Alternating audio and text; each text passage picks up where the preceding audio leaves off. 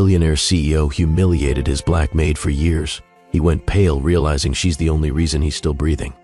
He should be gone by now. Those were the words Raphael Justin heard through a crack in the closet door. His younger brother spoke them, casual, annoyed, like he was talking about taking out the trash. I doubled the dose in his green juice this morning. That was his wife, Lauren, the woman he had married 5 years ago, the woman who kissed him every morning before he left for work. Her voice was tight with irritation, not guilt. If he is still standing, I do not know how. Raphael's legs nearly gave out.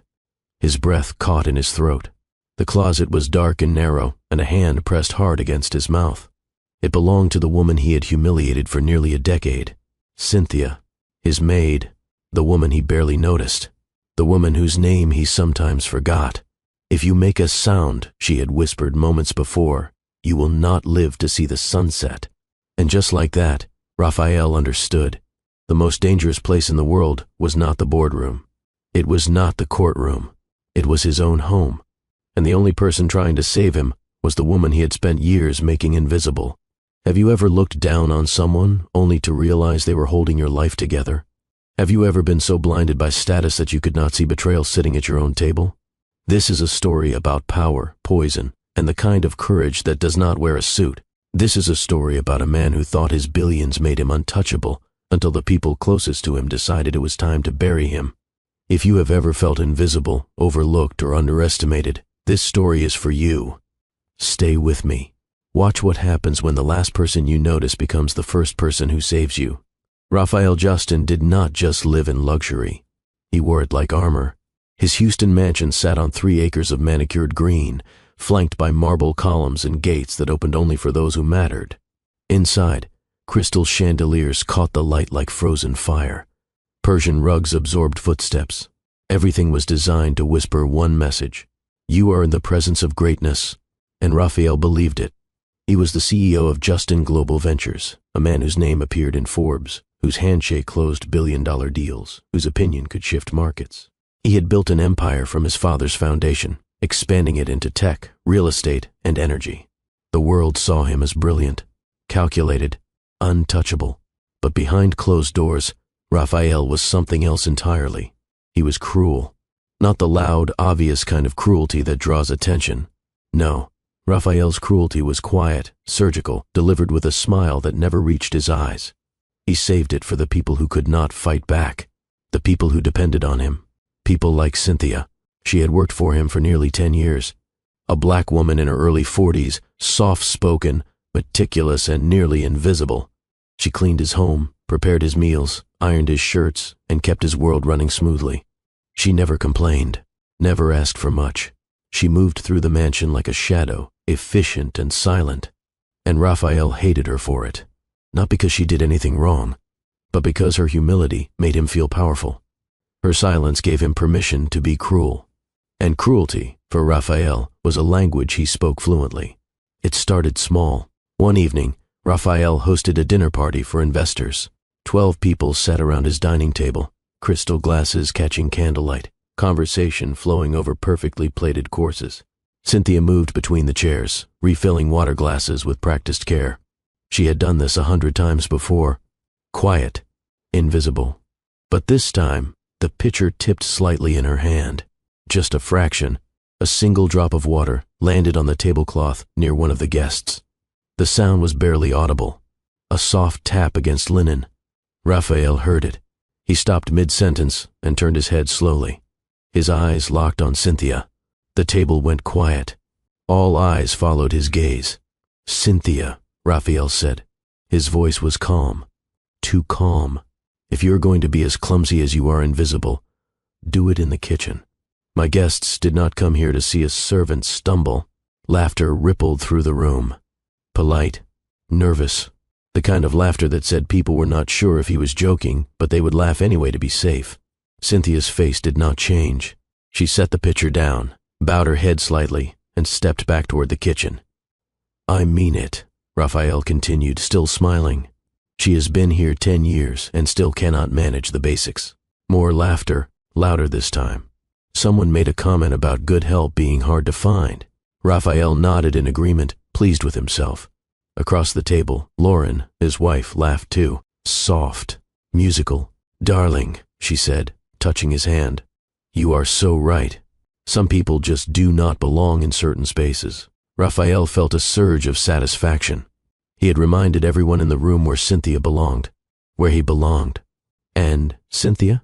She disappeared into the kitchen without a word. It escalated over time. A few months later, Raphael had a late meeting across town. It ran longer than expected. When it ended, rain was pouring outside, the kind of heavy Houston rain that soaked you in seconds. Raphael called Cynthia from the lobby of the building. "Bring the car around," he said. "I am ready to leave." "Yes, sir," Cynthia replied. 20 minutes later, the black sedan pulled up to the curb. Raphael could see Cynthia in the driver's seat, rain hammering against the windshield. He stayed inside the building, finishing a phone call. The heat was on in the lobby. He was dry, comfortable. Cynthia waited. 5 minutes passed. Then 10. Then 15. When Raphael finally ended his call, he walked outside and climbed into the back seat. Cynthia had stepped out of the car to open the door for him. She was soaked. Her jacket clung to her shoulders. Water dripped from her hair onto the pavement. Raphael did not look at her. He settled into the seat, checked his phone, and sighed. "You got the seat wet," he said. Cynthia glanced back at him through the rearview mirror. "I am sorry, sir," she said quietly. "Just drive," Raphael replied. She did. No apology from him. No acknowledgement that she had been standing in the rain for 20 minutes because he could not be bothered to hurry. No recognition that she was human. To Raphael, she was furniture. Useful. Replaceable. Another time, Raphael returned home after a long day and found the wrong brand of sparkling water in the refrigerator. It was a small thing, insignificant to most people, but to Raphael, it was an opportunity. He found Cynthia in the laundry room, folding towels. "What is this?" he asked, holding up the bottle. Cynthia looked up. "Sparkling water, sir," she said. "Not the brand I drink," Raphael said. His voice was sharp now. "I have told you 100 times. This brand, not that one. Are you incapable of following simple instructions?" Cynthia set down the towel she was folding. "I apologize, sir," she said. "The store was out of your brand. I thought this would be acceptable until I could get the right one tomorrow." Raphael shook his head. "You thought wrong," he said. "I do not pay you to think.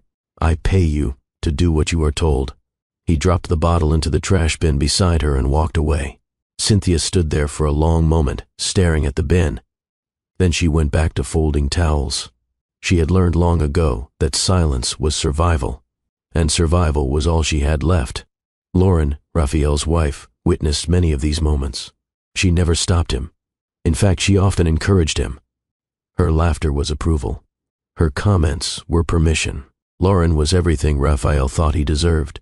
Elegant, polished, and from a family whose name carried weight in Houston society. She had blonde hair that fell in perfect waves, a wardrobe that could fund a small nonprofit, and a smile that made men feel chosen.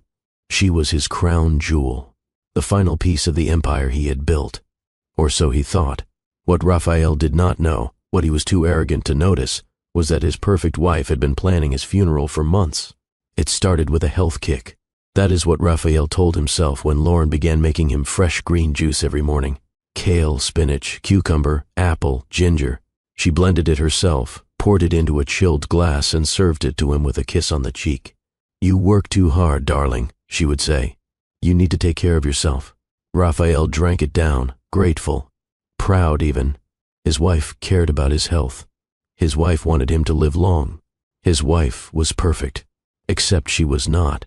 Lauren was not blending health into that juice. She was blending death.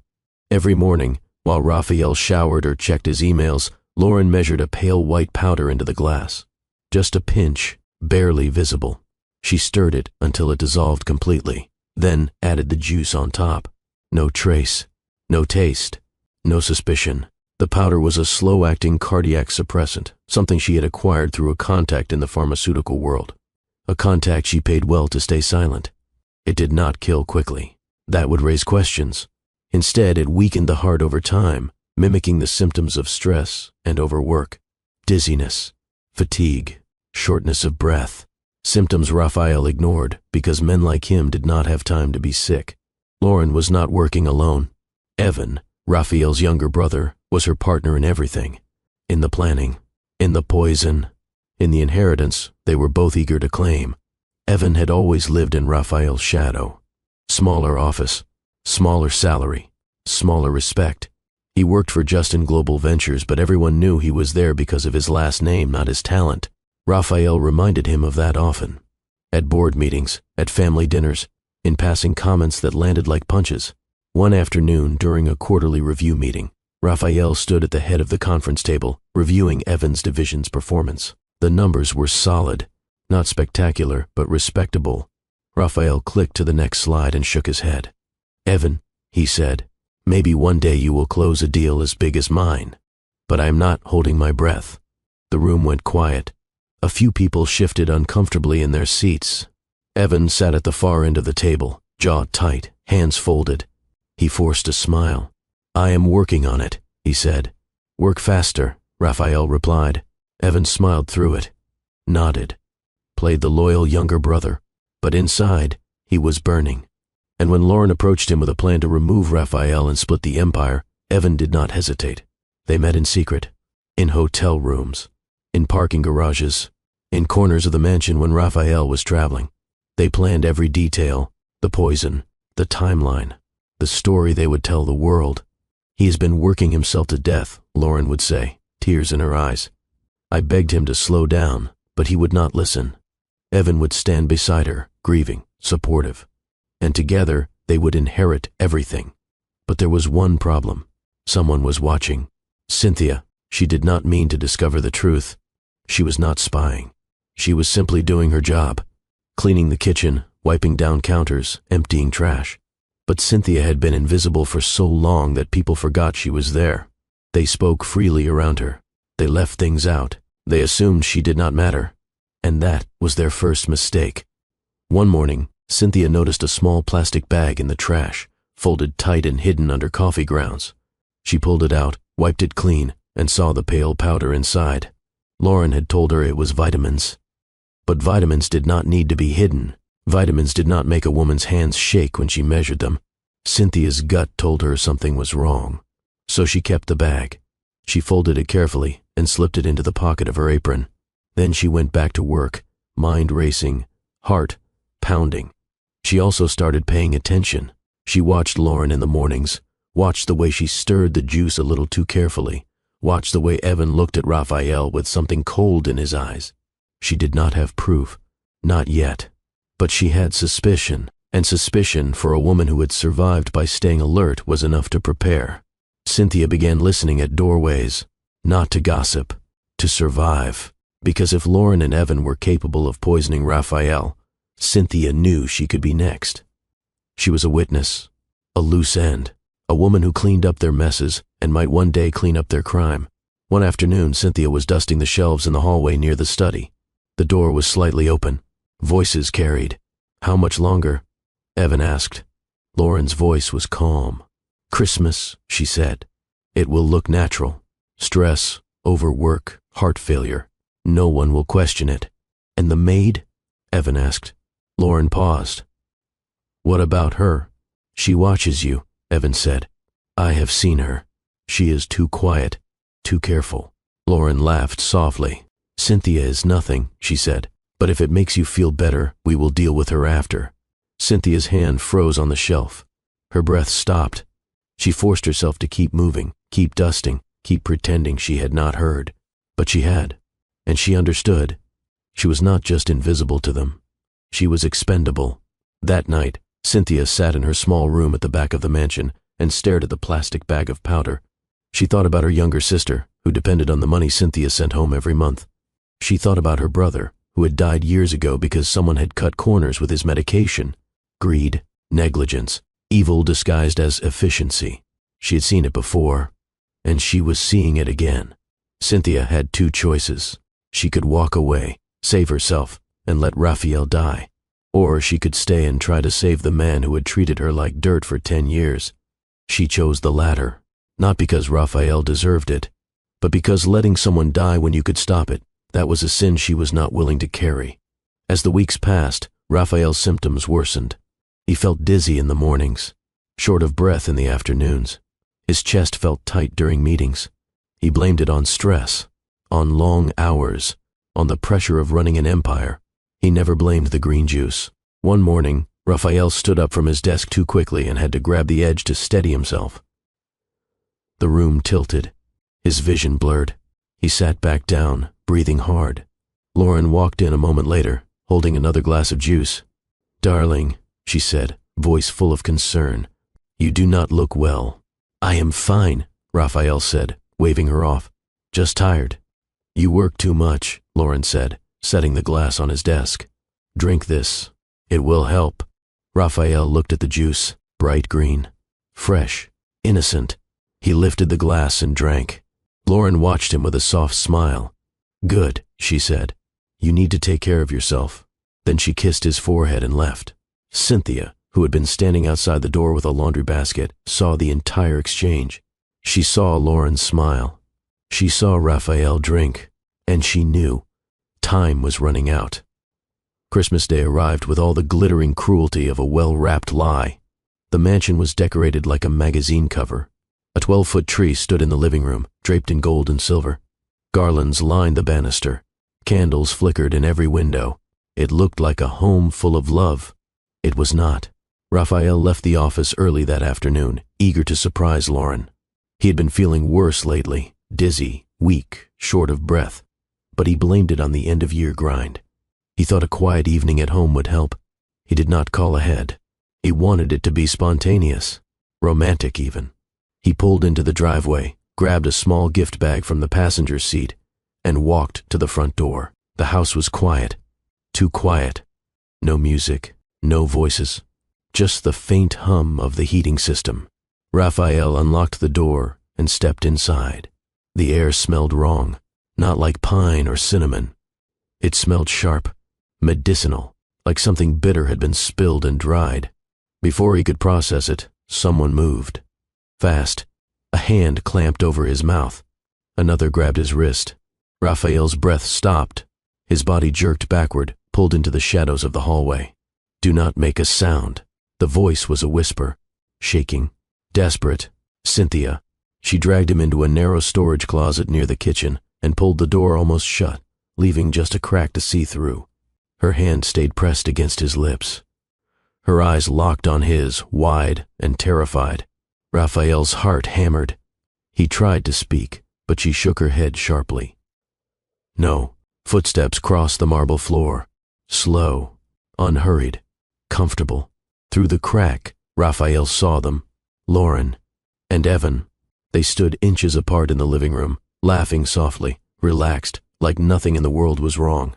"He should be gone by now," Evan said, checking his watch. Lauren sighed, annoyed. "I doubled the dose in his green juice this morning," she said. "If he is still standing, I do not know how." Raphael's legs nearly gave out.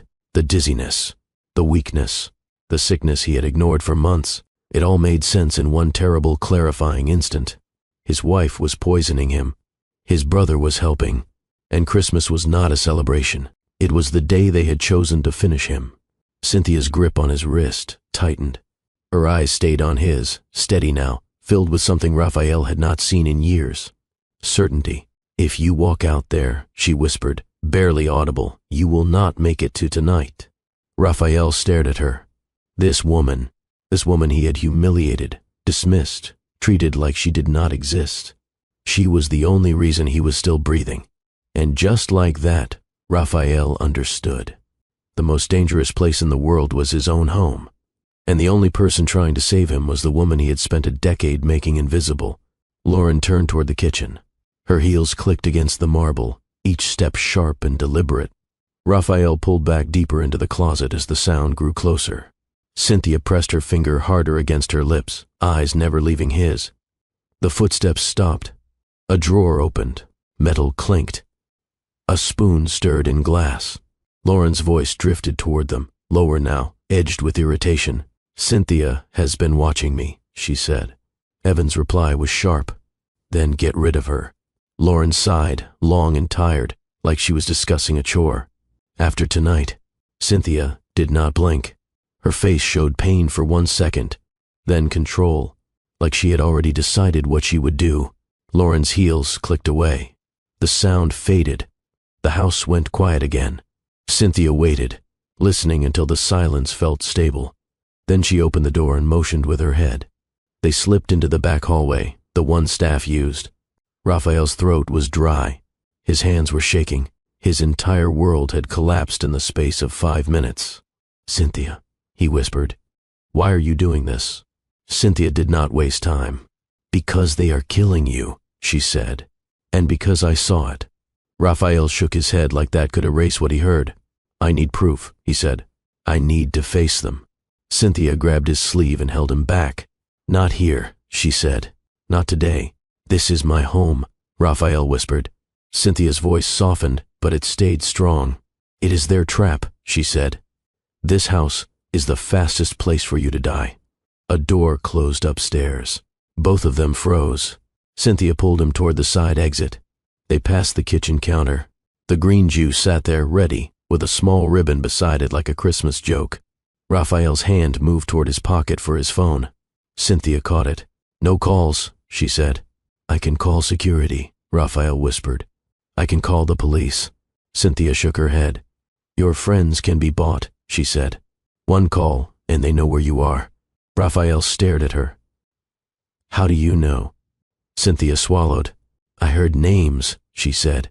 "I saw men come when you were gone, and Lauren asked me about my family like she wanted to know who would miss me." Raphael felt sick. Cynthia reached into her apron pocket and showed him a tiny plastic bag folded tight. Inside was pale powder. "I took this from the trash last week," she said. "Lauren said it was vitamins, but I watched her hide it and I watched her measure it. I kept it because my gut told me something was wrong." Raphael stared at the bag like it could burn him. "We can test it," he whispered. Cynthia nodded once. "Yes," she said, "but not with anyone we do not trust. Not yet. Right now, we move."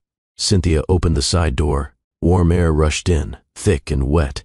She pointed to her old sedan by the fence. "Get in," she said. "Now." Raphael hesitated and looked back at the bright tree in the living room, at the life he thought was real. Then Lauren's voice floated down the hall, sweet and sharp. "Raphael, are you home?" Cynthia's face went still. She pushed him toward the car, and Raphael understood that the next sound he made might be his last. Raphael slid into Cynthia's old sedan and pulled the door shut without a sound. Cynthia started the engine and backed out fast. Steady, like she had done this before. In the mirror, Raphael saw the mansion hallway light turn on. A shadow crossed the glass. "Lauren." Raphael dropped low in the seat. Cynthia drove behind the hedges, took the service road, and reached the gate. The sensor beeped once. The gate opened. No guards appeared. No one stopped them. They rolled out into the street, and the gate closed like nothing was wrong. Raphael tried to breathe, but his chest felt tight. His mind kept replaying Lauren's voice, calm and annoyed, like she was talking about laundry, not his life. He reached for his phone. "I need to call security," he whispered. "Or the police." Cynthia caught his wrist. "No calls," she said. "Cynthia, they are poisoning me." "I know," she answered. "That is why you cannot call. Phones can be traced. Watches can be traced. Cars can be traced. Your wife has access to your systems. Your brother has money to buy people. One call gives them your place." Raphael stared at her. The word buy made his stomach twist. He had used money his whole life, but he had never thought of it being used to erase him. "I have a friend," Raphael said. "Captain Miles. He will help." Cynthia shook her head. "I heard that name in your house," she said. "I heard it with your brother's voice. I do not trust him." Raphael wanted to fight her on it, but a wave of sickness rose. He leaned forward, breathing through it, feeling weak, angry, and ashamed all at once. He was a man who signed billion-dollar deals, but he could not even keep his own body steady. Cynthia drove through Houston streets dressed for Christmas. Lights, traffic, people with bags, families smiling. Raphael watched from the back seat like a stranger looking through glass. He felt cut off from normal life, like he was already gone. Cynthia turned into a scrapyard lot and stopped near a bin of broken parts. Metal and old cars stood in piles. A worker glanced at them, then looked away. "What are we doing here?" Raphael asked. Cynthia held out her hand. "Your phone," she said. "Your watch." Raphael hesitated. His watch was a gift from his father. His phone held everything. His accounts, his contacts, his codes. Giving them up felt like losing his name. Cynthia did not beg. She just waited. Raphael unclasped the watch and placed it in her palm. Then he handed her the phone. Cynthia rolled down the window and threw both into the bin. They disappeared with a hard clank. Raphael flinched. "That was my life." Cynthia kept her voice calm. "That was their map," she said. "Now your signal ends here. If they track you, it stops in a scrapyard. That buys time." Time was the one thing Raphael needed. Cynthia drove into a part of Houston Raphael never visited. Small houses, cracked sidewalks, puddles, barking dogs, kids on bikes. People looked at the car, then looked away. Cynthia parked behind her house in a narrow alley and pointed to the back door. "Head down," she said. "Stay close." Raphael followed her inside. The house was small but clean. It smelled like soap and fried food. A tiny plastic Christmas tree sat on a table. No gifts. A single red bow hung on the wall, like someone tried to keep hope alive with almost nothing. Cynthia locked the door, then locked it again. She closed the curtains. "Sit," she said. Raphael sat on the couch, and the moment he did, his body gave up. Heat rushed through him. Sweat soaked his shirt. The room tilted. "I am fine," he tried to say. Cynthia touched his forehead and pulled her hand back. "You are burning," she said. She brought a bowl of water and a cloth and wiped his face. Her movements were quick but gentle. Raphael stared at her hands and felt a sharp pain in his chest, not from sickness, from guilt. Those hands had cleaned his home, washed his dishes, made his bed, endured his insults, and now they were saving his life. "Why are you helping me?" he whispered. Cynthia did not look away. "Because I saw what they were doing," she said, "and because I know what it feels like to be powerless." She paused, then spoke lower. "My brother died because someone cut corners with medicine," she said. "People said it was bad luck. It was not. It was greed. Since then, I watch. I listen. I keep what looks wrong." Raphael remembered the small bag of powder Cynthia had shown him. He believed her. He also believed something worse, that Lauren had planned this for a very long time. He tried to sit up. "We need proof," he said. "We need to expose them." "We will," Cynthia said. "But first you live." A knock hit the front door. Raphael froze. Cynthia lifted one finger for silence, then moved to the curtain and lifted a corner. A car sat across the street with its engine running. The driver did not get out. Cynthia lowered the curtain. "I do not know who that is," she whispered. The knock came again, harder, like a warning. A woman's voice floated through the door, too cheerful for that hour. "Cynthia, you inside?" "I saw a strange car." The voice stopped. "Listening." Raphael held his breath. Cynthia's jaw tightened. If it was a neighbor, it was danger because questions travel fast. If it was a trap, opening the door could end them. Cynthia turned to Raphael, voice low but firm. "Stay here," she said. "If I tell you to run, you run out the back." Raphael nodded. His mouth felt dry. He had never been this close to losing everything. Not money, not power, his life. Cynthia took one slow step toward the door. The knock came again. "Cynthia," a woman called. "Open up. I saw a strange car." Cynthia held up one finger to Raphael, then walked to the door like this was a normal Christmas visit. She opened it only a little, the chain still on. Mrs. Parker stood on the porch in a bright red sweater, holding a plate covered in foil. Her smile looked friendly, but her eyes kept moving. To the driveway, to the street, back to Cynthia's face. "I was worried," Mrs. Parker said. "You came in late, and now there is a car I do not know." Cynthia kept her voice calm. "It is my cousin," she said. "He dropped me off, then left." Mrs. Parker lifted the plate. "I made extra food," she said. "I brought you some." "Thank you," Cynthia said, taking it. Mrs. Parker did not leave. She leaned closer, trying to see past Cynthia's shoulder. Cynthia shifted to block the view. Smooth and quiet. "You look tired," Mrs. Parker said. "You okay?" Cynthia nodded once. "Just a long week." Mrs. Parker pointed her chin toward the street. That car across the way has been sitting there, she said. It is not normal. I do not want trouble near my house. Cynthia's grip tightened on the plate. I understand, she said. If I see anything, I will call. Mrs. Parker studied her for a long moment. If you are hiding something, she said softly, I will not protect it. Cynthia held her gaze. I am not hiding trouble, she said. Merry Christmas. Merry Christmas, Mrs. Parker replied, and walked away. Cynthia shut the door, locked it, then rested her forehead against the wood. For a second, her shoulders shook.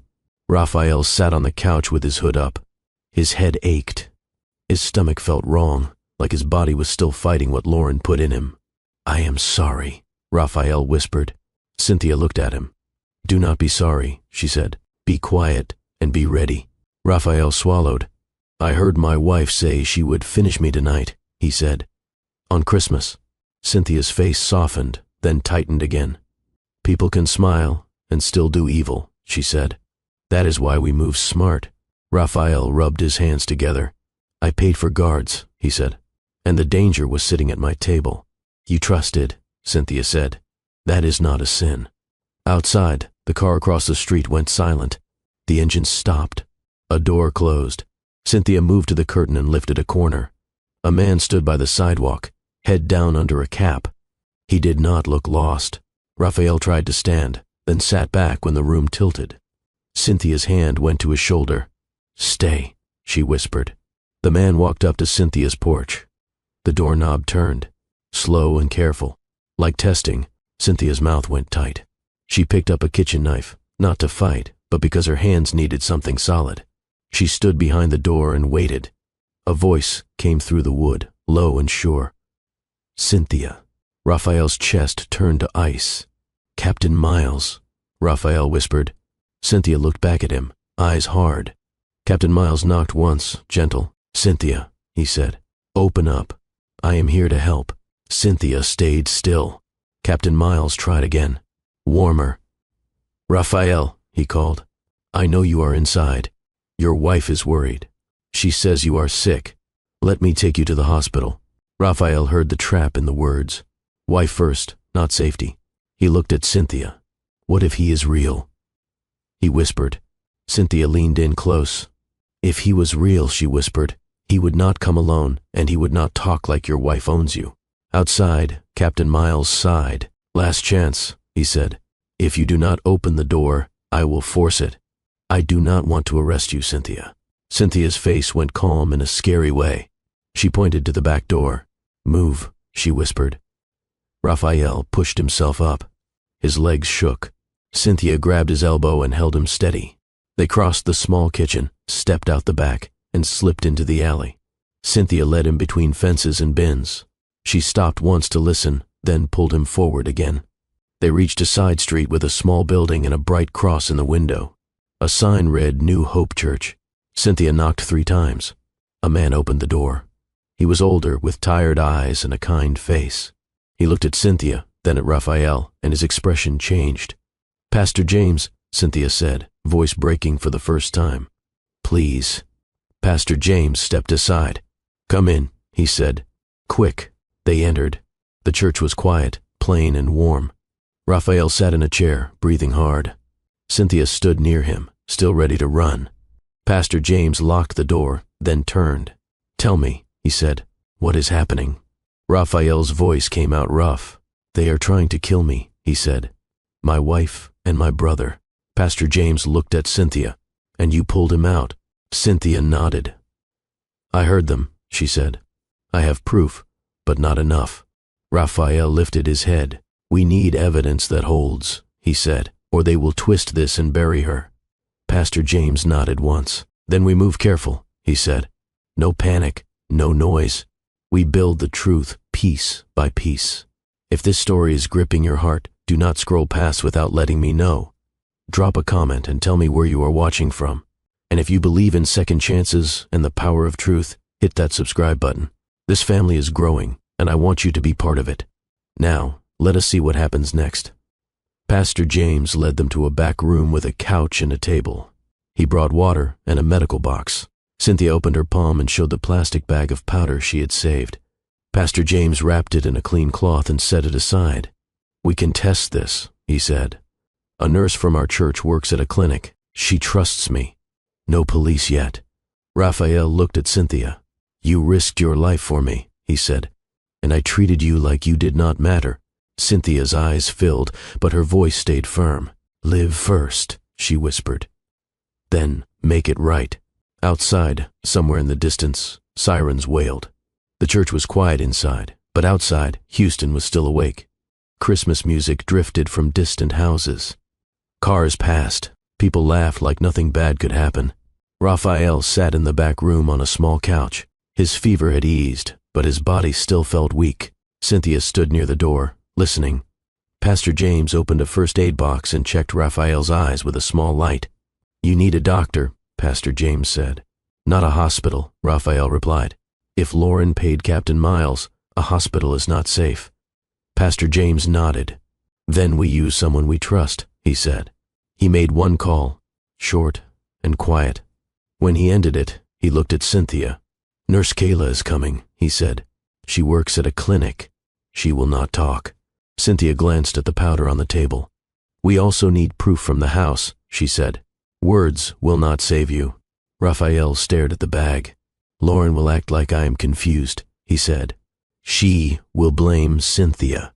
Pastor James leaned forward. "Then we give the world something they cannot deny," he said. A heavy knock hit the front door of the church. Another knock came, slower. A man's voice followed. "Pastor James, it is Captain Miles." Raphael felt his mouth go dry. Cynthia's hand moved toward the back exit, but Pastor James raised his palm. "Stay," he whispered. "If you run, he knows." Pastor James walked to the front and opened the door. "Captain," he said, "Merry Christmas." "Merry Christmas," Captain Miles answered, but his tone was hard. "I need to look inside." "Why?" Pastor James asked. "A woman called," Captain Miles said. "She said a suspicious man is hiding here, a missing husband." Pastor James stood still. "This is a church," he said. "Do you have a warrant?" Captain Miles gave a tight smile. "Pastor, do not make this hard," he said. "His wife is scared. He needs help." Pastor James spoke slow. "A scared wife is not a warrant," he said. "If you want to search, bring papers." Silence hung between them. Captain Miles leaned closer. "If you are hiding him, you are risking your life," he said. Pastor James did not move. "I know what risk looks like," he replied. "Today it is on my steps." Captain Miles stared, then backed away. "This is not done," he said. Pastor James locked the door and returned to the hall. "He is fishing," he said. "Lauren sent him." Raphael stepped out from behind the wall. "So she already started a story," Raphael said. Cynthia's voice stayed low. "She will say you ran off," she said. "Anything that buys her time." A soft knock came at the side door. Cynthia checked through the window. A woman in blue scrubs stood there with a bag. "Nurse Kayla," Cynthia whispered. Pastor James let her in. Nurse Kayla was young with calm eyes and quick hands. She checked Raphael's pulse, his temperature, and his breathing. "You were drugged," she said. "Not once. Over time." Raphael swallowed. "Can you prove it?" he asked. Nurse Kayla nodded. "If I test blood," she said, "and if I test that powder." Quick tests. Not perfect, but enough. "How long?" Raphael asked. 2 hours, she said. "Stay here. Do not move." When she left, Cynthia sat for the first time. Her shoulders dropped. Raphael looked at her. "You saved me," he said. Cynthia stared at the floor. "I did what was right," she said. Raphael's voice cracked. "I had guards, cameras, gates," he said. "Yet I was dying at my table." Cynthia raised her eyes. "If you live," she said, "use your power to tell the truth. Protect the people you ignore." Raphael nodded. "I will," he said, "and I will protect you." Pastor James pulled a notebook from a drawer. "We list what we need," he said. "Proof of poison, proof of who gave it, a safe way to stop them." Raphael leaned forward. "I installed a backup camera system," he said. "Lauren does not know. It records to a drive in my office safe behind a picture frame."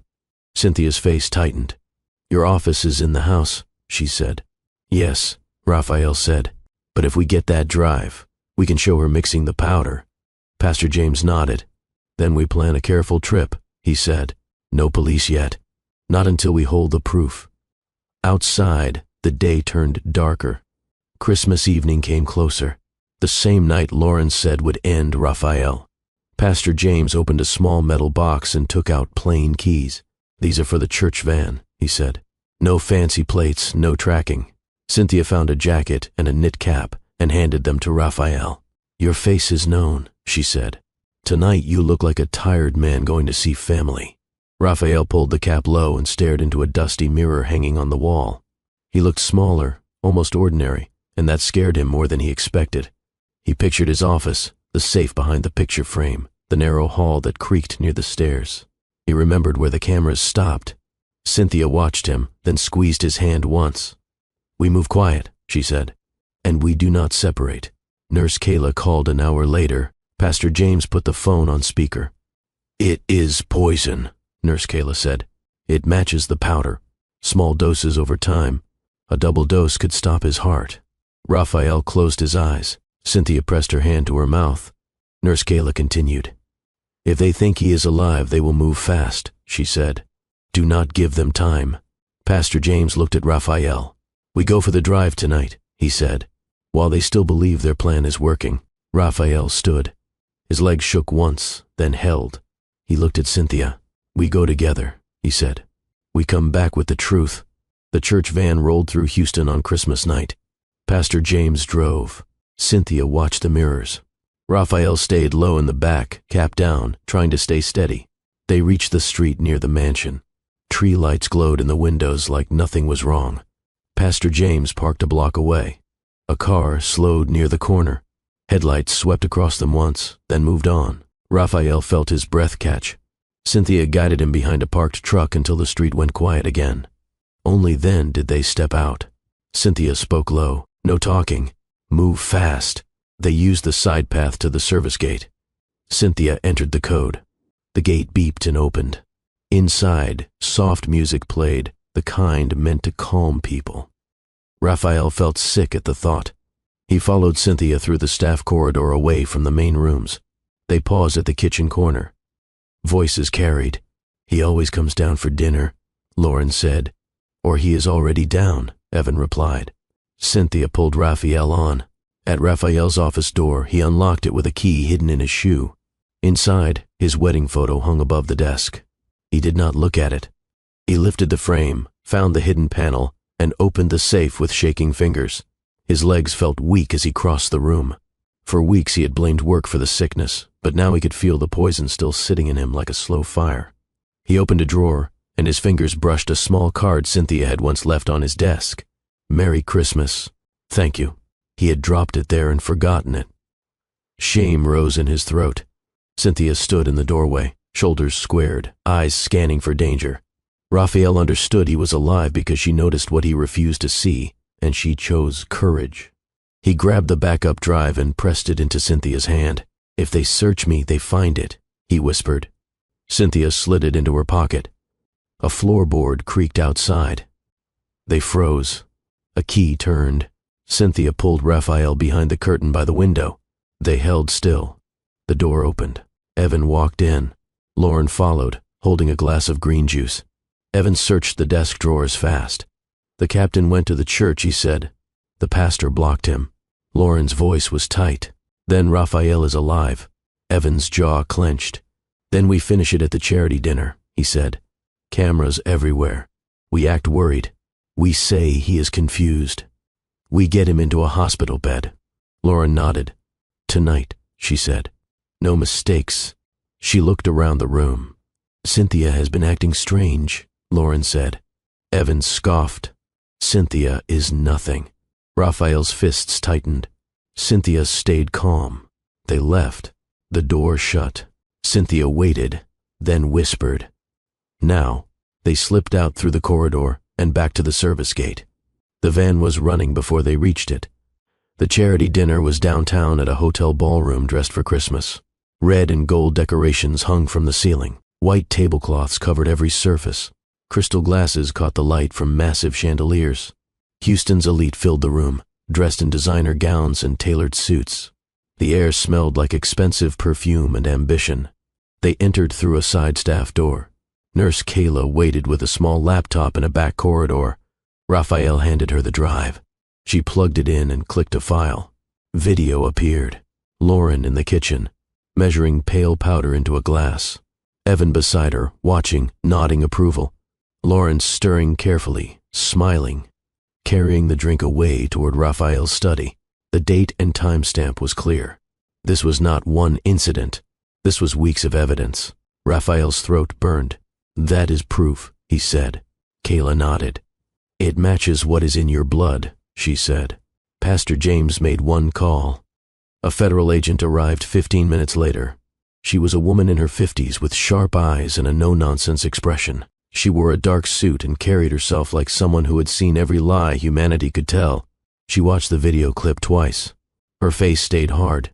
"This is attempted murder," she said. "Conspiracy. Premeditation." Raphael pointed to Cynthia. "She saved me," he said. "Protect her." The agent nodded. "We will," she said. "Are you ready to face them?" Raphael took one slow breath. "Yes," he said. Agents moved into place. They spread through the ballroom in plain clothes, strategic placement near exits and near the stage. Behind the ballroom curtain, Raphael heard Lauren speaking on the microphone. Her voice was sweet, smooth, wishing everyone Merry Christmas and thanking them for their generous donations. The crowd applauded. Lauren continued. "My husband could not be here tonight," she said. "He's been working so hard, too hard. I worry about him every day." Her voice broke slightly. "Perfectly timed, perfectly performed." The crowd murmured sympathy. Cynthia touched Raphael's arm. "Stay close," she whispered. Raphael stepped into the ballroom. The room went quiet in waves. Heads turned. Conversation stopped. Someone dropped a glass. It shattered against the marble floor, the sound echoing in the sudden silence. Lauren's smile froze. Mid-sentence, mid-performance. Evan stepped back, instinct to flee already kicking in. Lauren recovered quickly. She was good at this. She hurried down from the stage, hands open, the picture of a loving, worried wife. "Raphael," she said, loud enough for the crowd to hear. "Where have you been? We have been so worried." Raphael kept his voice calm. "You are not scared," he said. "You were angry I was still alive." Lauren's mouth opened, then closed. The calculation was visible in her eyes. She was trying to decide which story to tell, which performance would save her. The federal agent stepped forward. "Lauren Justin," she said, "you are under arrest for attempted murder." Handcuffs clicked. The sound echoed in the silent ballroom like a gunshot. Lauren's face went white, then red, then cold. "This is insane," she hissed. "He is confused. He is sick. He does not know what he is saying." The agent pulled Lauren's hands behind her back. "You have the right to remain silent," she said. Evan tried to disappear. He slipped toward the crowd, head down, moving fast. A second agent intercepted him. "Evan Justin," the agent said. "You are under arrest." Evan struggled. "This is a lie," he shouted. "This is insane. You cannot do this." The agent held firm. "You have the right to remain silent," he said. Raphael faced the crowd. Phones were lifted. Cameras were recording. This moment would be everywhere by morning.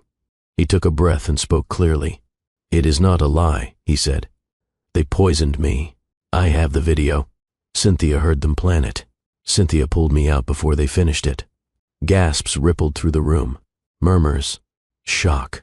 Houston's elite were witnessing the collapse of one of their own. Lauren's mask cracked. Her eyes flashed with hate, pure and undisguised, then fear as the reality set in. Evan stopped struggling. His face went blank.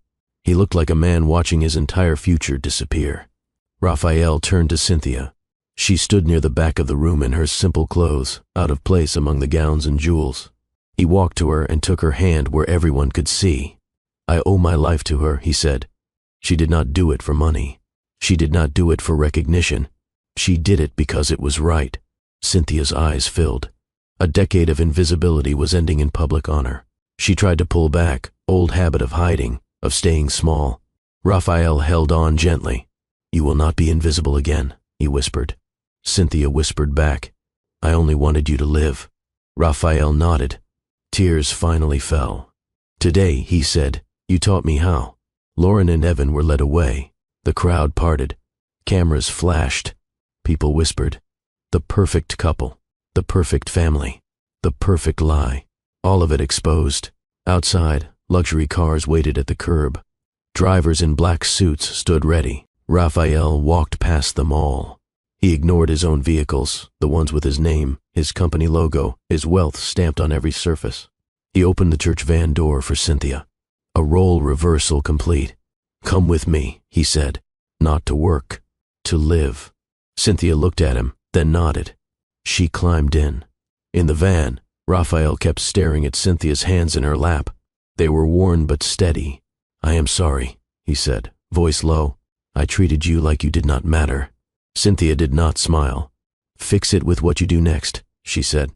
Pastor James nodded. "Truth first," he said. "Then healing." The van drove into the night, away from the mansion, away from the lie, toward a life built on truth. If this moment moved you, do not leave without letting me know.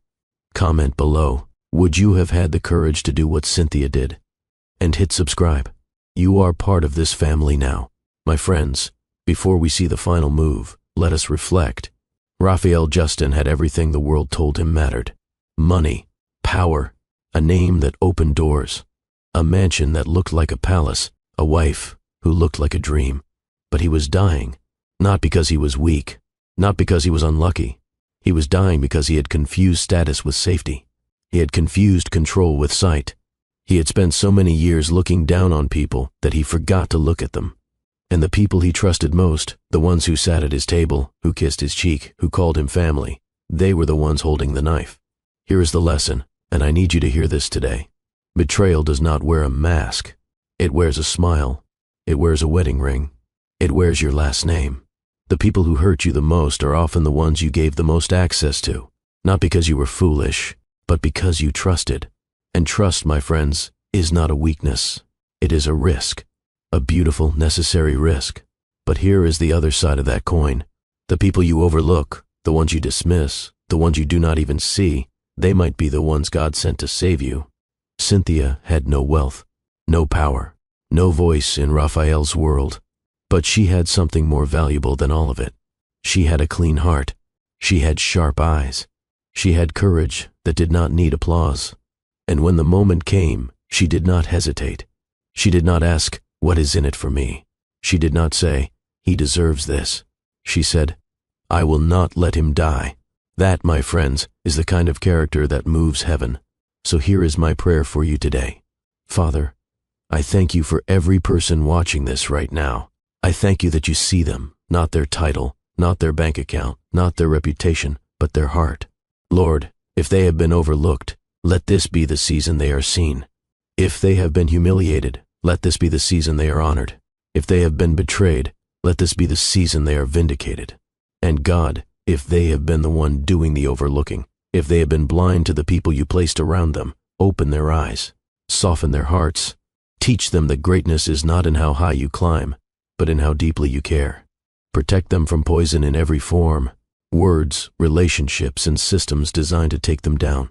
Give them discernment to see betrayal before it strikes, and give them the courage to trust again, even after they have been hurt. Father, let this story remind them that you use the unlikely, the invisible, the underestimated. Let it remind them that you see what the world ignores, and let it remind them that no matter how dark the moment, you are still writing the story. In Jesus' name, amen. Now, let us finish this. 3 months later, Raphael sat in a federal courtroom. The room was cold, formal, designed to strip away pretense. Wooden benches, high ceilings, the seal of justice hanging on the wall. Raphael took the stand. The prosecutor asked him to recount what happened. Every detail, every moment, every poisoned drink. Raphael spoke clearly. He did not embellish. He did not dramatize. He simply told the truth. Lauren sat at the defense table in an orange jumpsuit. Her hair was pulled back. No makeup. No designer clothes. She looked smaller than she used to, harder. Evan sat beside her, staring at the table. He had not looked at Raphael once since the trial began. The evidence was presented. The video, the toxicology reports, financial records showing motive, showing the inheritance they stood to gain, testimony from Nurse Kayla, testimony from Pastor James, testimony from Cynthia. When Cynthia took the stand, the courtroom went quiet. The prosecutor asked her why she saved Raphael. Cynthia answered simply, "Because it was right," she said. "Because I saw evil, and I chose not to ignore it." Lauren's attorney tried to discredit her, tried to paint her as a disgruntled employee, tried to suggest she had fabricated the evidence for money. But the video did not lie. The poison in Raphael's blood did not lie. The powder Cynthia had saved did not lie. The jury deliberated for 4 hours. When they returned, the verdict was clear. Guilty on all counts. Lauren's face hardened. No tears, no remorse, just cold anger. Evan looked broken. He put his head in his hands. The judge sentenced them both, 15 years each for attempted murder and conspiracy. "Court is adjourned," the judge said. Lauren was led away. She glanced back once at Raphael. Her eyes promised nothing but hate. Evan did not look back at all. Outside the courtroom, Raphael stood on the steps with Cynthia beside him. Reporters shouted questions. "How do you feel? What will you do now? Do you forgive them?" Raphael raised his hand. The crowd quieted. "I do not have hatred in my heart," he said, "but I do have clarity. The people I trusted most betrayed me. The person I valued least saved me. That taught me something about power, about worth, about what really matters." He turned to Cynthia. "She taught me that character is not measured by status," he said. "It is measured by choices, and I intend to spend the rest of my life making better ones." Over the next few months, Raphael restructured his life. He stepped back from the day-to-day operations of Justin Global Ventures. He appointed a new CEO, someone he trusted, someone with integrity. He created a foundation. He named it after Cynthia, the Cynthia Wells Foundation for Dignity and Justice. Its mission was simple: protect domestic workers, expose workplace abuse, provide legal defense for those who could not afford it, offer educational scholarships for workers' families. Raphael asked Cynthia to lead it. She hesitated at first. "I am not a leader," she said. "I'm just someone who did the right thing." Raphael shook his head. "That is exactly why you should lead it," he said.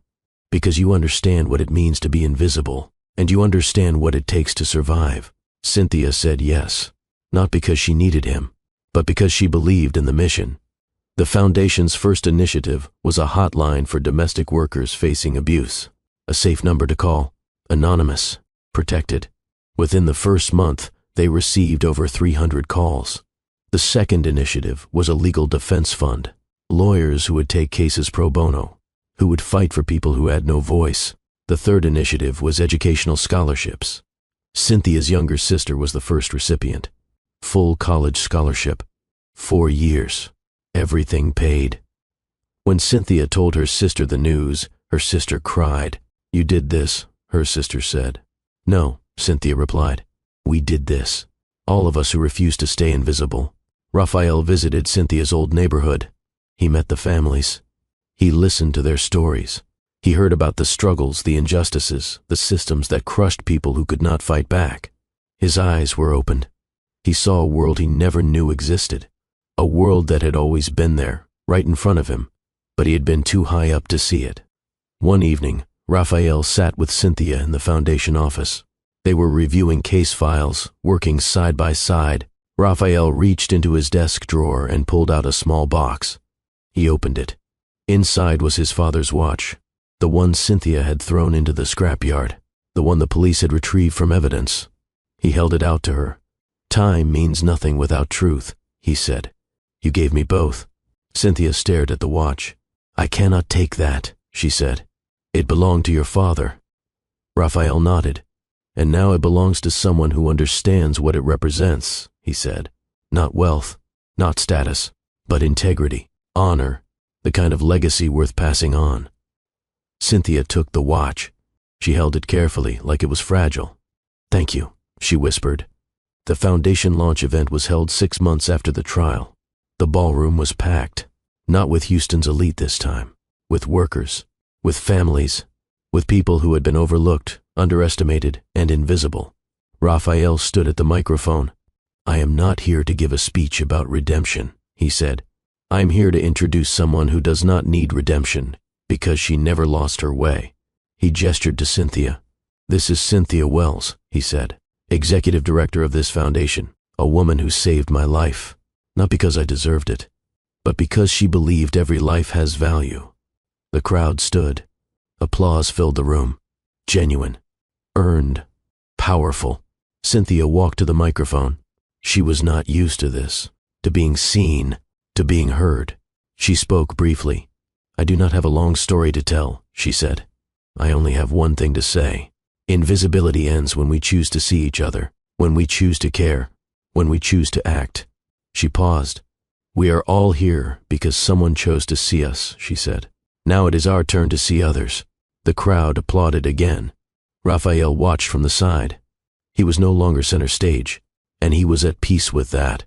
Power without humility is poison, but humility with truth, that changes everything. A year later, Raphael and Cynthia stood in front of a small house. It was in Cynthia's old neighborhood. The foundation had purchased it and renovated it. Now it was a community center, a place where people could come for help, for resources, for hope. The sign above the door read, "A place to be seen." Cynthia stared at it. "This is home," she said. Raphael nodded. "Yes," he said, "it is." They walked inside together, not as employer and employee, not as billionaire and maid, but as partners, as equals, as two people who understood that the truest measure of a person is not what they own, but what they give. Inside, families gathered. Children played. People laughed. And for the first time in a long time, Raphael felt like he was exactly where he was supposed to be. Not above anyone, not below anyone, just human, just seen. Dear viewers, this story is not just about a billionaire and a maid. It is about life, trust, and the kind of courage that shows up when you least expect it. Raphael Justin had money, power, and a big house. Yet none of that could save him when betrayal came from the people closest to him. Cynthia had no wealth, no guards, no influence. Yet she had something stronger, a clean heart, sharp eyes, and the courage to protect a life, even when it put her own life at risk. Sometimes the people you overlook are the ones God uses to rescue you. Sometimes the person you call staff is the only one who will stand when everyone else is smiling and planning your fall. And sometimes Christmas is not about gifts. It is about a second chance and the truth that sets you free. Now we want to hear from you. Please comment where you are watching from and tell us what you learned from this story. If this story touched your heart, please like this video, subscribe to the channel, and share it with someone who needs this message today. And if you want more stories from us, comment more stories and you will be the first to get the next emotional stories. Before you go, answer these 3 questions in the comments. 1. If you were Raphael, who would you trust when everything starts to feel wrong? 2. Do you think Cynthia should stay close to Raphael after what happened, or should she move on with her life? 3. What is one lesson this story taught you about loyalty and the people we ignore every day? I will see you in the next story. Stay blessed, stay sharp, and remember, do not overlook the people God places in your path. They might be the ones sent to save your life. This is Dennis, and you are part of the billionaire romance family now. Welcome home.